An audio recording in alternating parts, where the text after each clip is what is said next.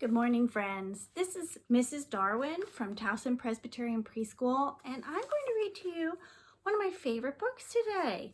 And guess what? It's also about ducks. Make Way for Ducklings by Robert McCloskey.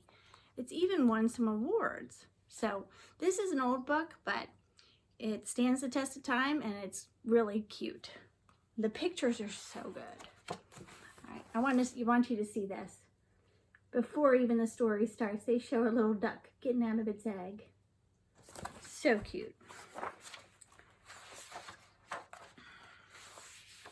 Make Way for Ducklings. All right. Mr. and Mrs. Mallard were looking for a place to live, but every time Mr. Mallard saw what looked like a nice place, Mrs. Mallard said it was no good. There were sure to be foxes in the woods or turtles in the water, and she was not going to raise a family where there might be foxes or turtles, so they flew on and on. And my friends who saw the video on Tuesday, these ducks are the same as the wooden decoy ducks that I showed you. They're mallards. If this was in color, the daddy would have a green head. When they got to Boston, they felt too tired to fly any further. There was a nice pond in the public garden with a little island on it. The very place to spend the night, quacked Mr. Mallard. So down they flapped. The next morning, they fished for their breakfast in the mud at the bottom of the pond, but they didn't find much.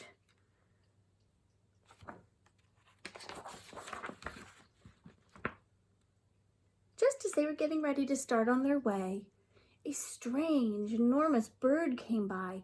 It was pushing a boat full of people, and there was a man sitting on its back. "Good morning," quacked Mr. Mallard, being polite. The big bird was too proud to answer. But the people on the boat threw peanuts into the water, so the mallards followed them all around the pond and got another breakfast, much better than the first. "I like this place," said Mrs. Mallard as they climbed out on the bank and waddled along. "Why don't we build a nest and raise our ducklings in this pond? There are no foxes and no turtles, and the people feed us peanuts. What could be better?" "Good," said Mr. Mallard, delighted that at last Mrs. Mallard had found a place that suited her. But... "Look out!" squawked Mrs. Mallard, all of a dither. "You'll get run over." And when she got her breath, she added, "This is no place for babies with all those hard things rushing about. We'll have to look elsewhere."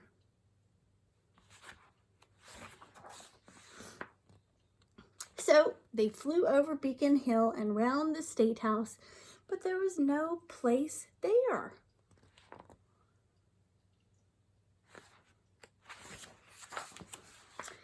They looked in Louisburg Square, but there was no water to swim in. They flew over the Charles River. "This is better," quacked Mr. Mallard. "That island looks like a nice, quiet place, and it's only a little way from the public garden." "Yes," said Mrs. Mallard, remembering the peanuts. "That looks like just the right place to hatch ducklings."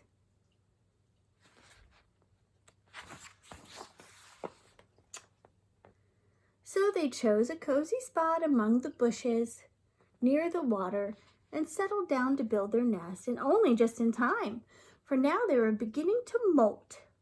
All their old wing feathers started to drop out, and they would not be able to fly again until the new ones grew in.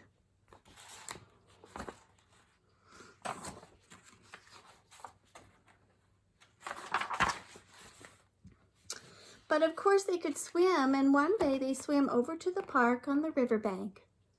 And there they met a policeman named Michael. Michael fed them peanuts, and after that the mallards called on Michael every day. After Mrs. Mallard had laid 8 eggs in the nest, she couldn't go to visit Michael anymore because she had to sit on the eggs to keep them warm. She moved off the nest only to get a drink of water or to have her lunch or to count the eggs and make sure that they were all there. I think they're all there, friends. Let's see. 1, 2, 3, 4, 5, 6, 7, 8. Yep, she still has 8. One day, the ducklings hatched out. First came Jack, then Cack, then Lack, then Mack and Knack and Uwack, and Pack and Quack. Mr. and Mrs. Mallard were bursting with pride. It was a great responsibility taking care of so many ducklings, and it kept them very busy. Can you imagine if your mom had 8 babies at once?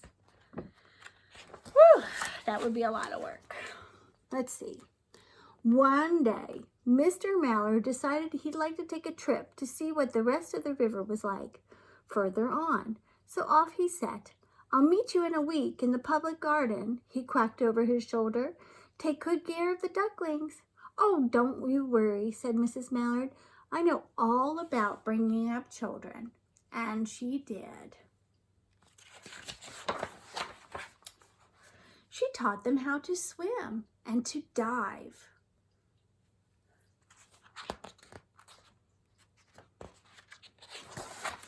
She taught them to walk in a line and come when they were called, and to keep a safe distance from bikes and scooters and other things with wheels.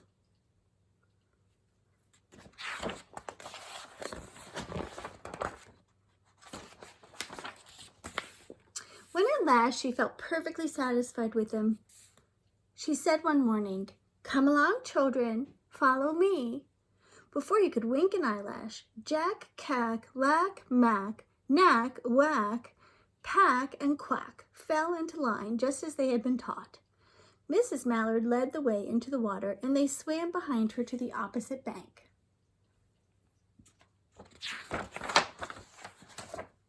There they waded ashore and waddled along until they came to the highway.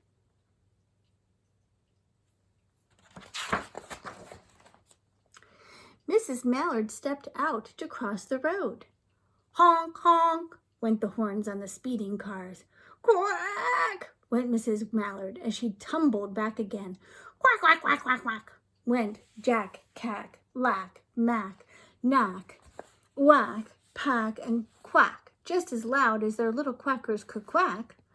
The cars kept speeding by and honking, and Mrs. Mallard and the ducklings kept right on quack, quack, quacking.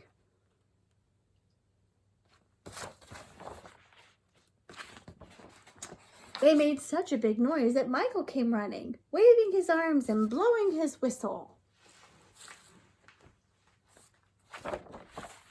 Thank goodness. He planted himself in the center of the road, raised one hand to stop the traffic, and then he beckoned with the other, the way policemen do, for Mrs. Mallard to cross over. Look, it's working. The cars are stopped. As soon as Mrs. Mallard and the ducklings were safe on the other side and on their way down Mount Vernon Street, Michael rushed back to his police booth. He had a job to do, but he wanted to help those ducks. He called Clancy at headquarters and he said, "There's a family of ducks walking down the street." Clancy said, "A family of ducks? What? Send a police car quick."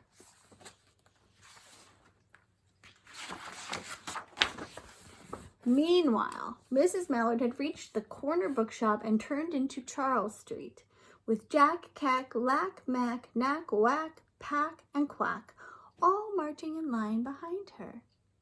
They're doing a good job of following their mom.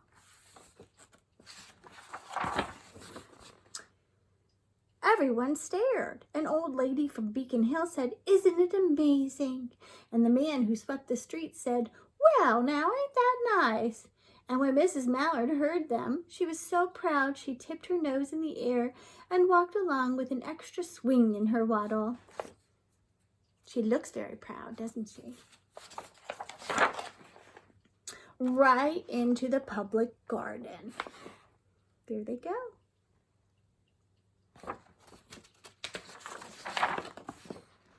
Inside the gate, they all turned around to say thank you to the policeman. The policeman smiled and waved goodbye. That was awfully nice. When they reached the pond and swam across to the little island, there was Mr. Mallard waiting for them, just as he had promised.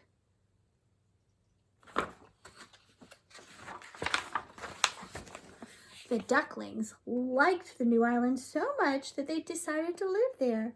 All day long they follow the swan boats and they eat peanuts. You see them right there following the swan boat? And when night falls, they swim to their little island and they go to sleep. There they all are, following their mom and dad up to the island. The end. It's a really good book, isn't it? The pictures are so great. I wish you had time to just sit and stare at the pictures. Maybe you have this book at home. It is a classic. If not, you might be able to find this online where it's a little slower and you can really check out the pictures a little longer. I like it because even though there's no colors, except I guess sort of brown and white, there's so much detail. How did Mr. McCloskey do that? He must have really taken his time and worked hard on this book. So, I love it. So, I know I did Silly Duck and, no, it was Silly Goose and Dizzy Duck on Tuesday, and that's why I continued with the duck theme a little bit. I showed you some of the decoys we have in our house, so I'm not going to do that today. But I've got a couple things. Let me see. One, I wanted to tell you, did you notice how the baby ducks know how to follow their mom right in a line? They really do that. You may have seen them in a pond, baby ducks. They'll walk across the grass and follow mom. When she starts quacking, they all get in line and they follow. Why do they do that, do you think? Are they very safe when they're that little? It's sort of like a baby. Do they need their mom? Do they need their dad? Yeah. Babies need their moms and dads, and they need to, need them for food and safety and shelter and all those things. And that is why those ducks are so smart. They do that. But how about the game Follow the Leader? Have you ever played that game? That's a game where we have played sort of in our hallways, right? My class, and I bet other classes too, where we might say, let's walk down the hall very quietly and be a choo-choo train. Or today we're gonna fly very, very quietly like butterflies. And we all do like this with our arms. We don't really run or hop or skip or do those kinds of things in the hallways. However, a really good game of Follow the Leader would definitely have those elements. So if you even just have one other person in your house, you can definitely play Follow the Leader. You can just take turns being the leader and, act different ways, hop, run in different directions, maybe do something silly, and everybody behind you has to do the same thing when they get to that point. So it's a good game. The other thing I would suggest is maybe even outside. I've seen some people writing stuff on the chalk, with chalk on the sidewalk.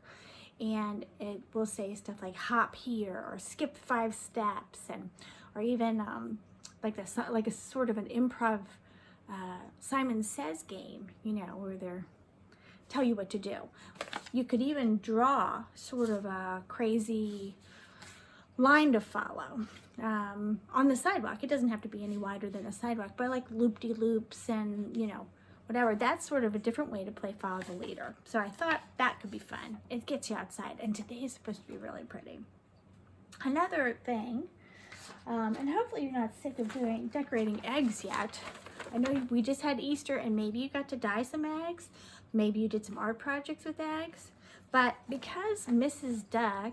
Mallard, sat on 8 eggs, I thought, okay, we'll do some art with eggs. So, not real eggs.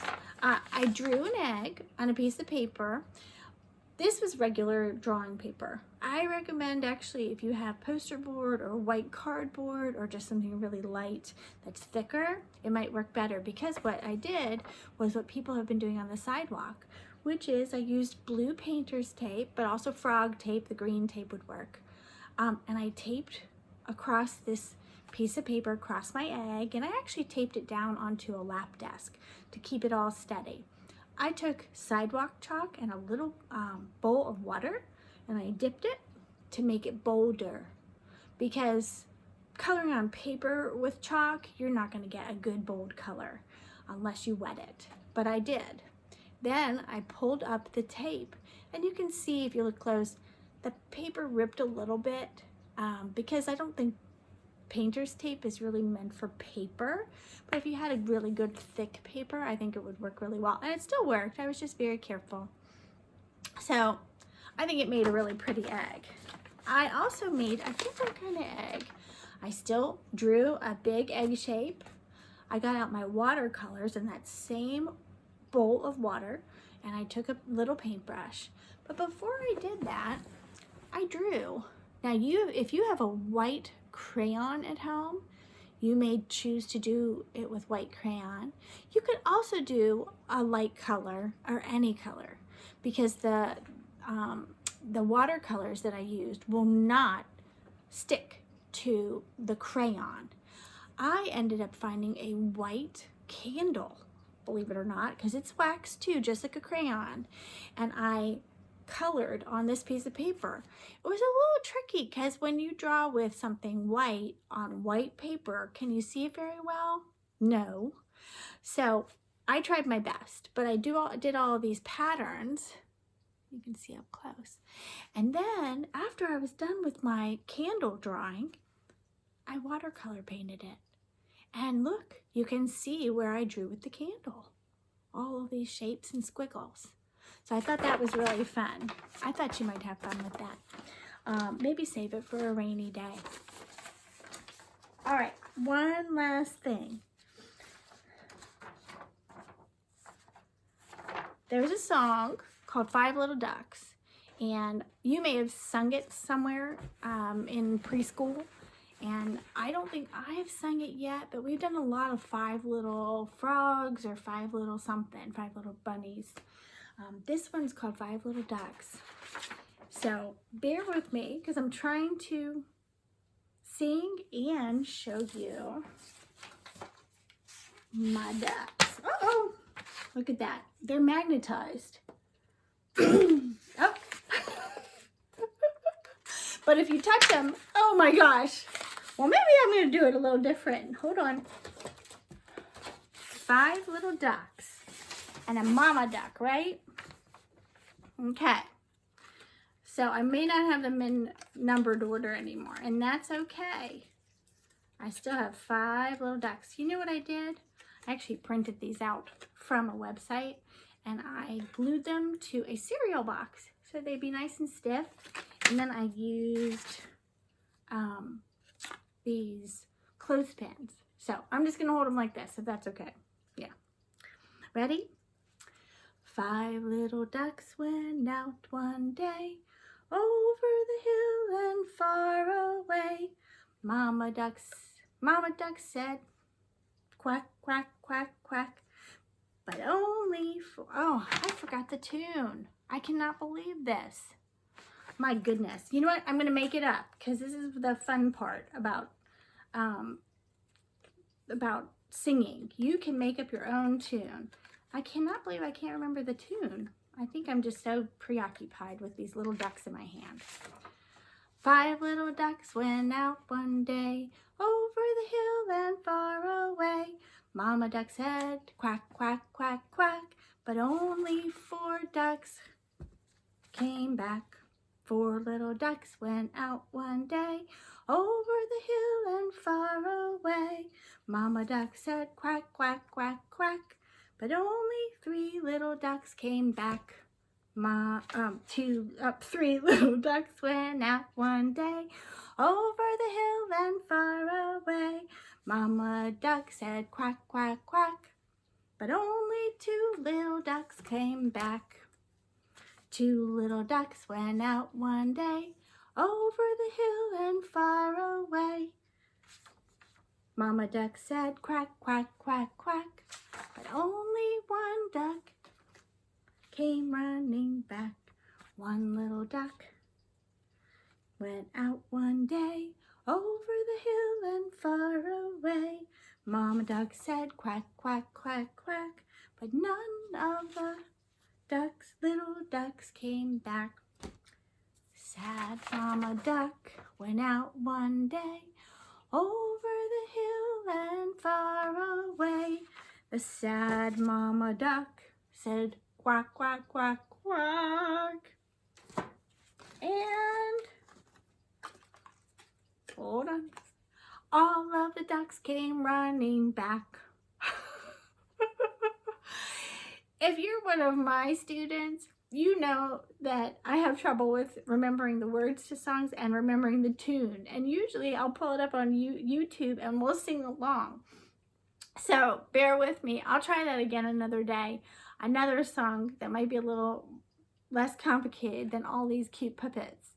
But I hope you get the fun from it. And look that song up on YouTube. You'll notice probably the tune was a little different, and it's really fun. You can just do it with your hand. 5 little ducks went out one day, over the hill and far away, right? Mama duck said quack, quack, quack, quack. 4 little ducks came running back. So you can just do it with your hands. You do not need puppets, but I thought that would be nice. One more thing, I guess I'll show you one of my walls of decoys, and then we're all done. All right, hold on. Oh, that's not working. I hope you can see this. This is just a little bit of the ducks and geese that we have in our house. And there's the mallards that I showed you. I might have this sideways. I hope not.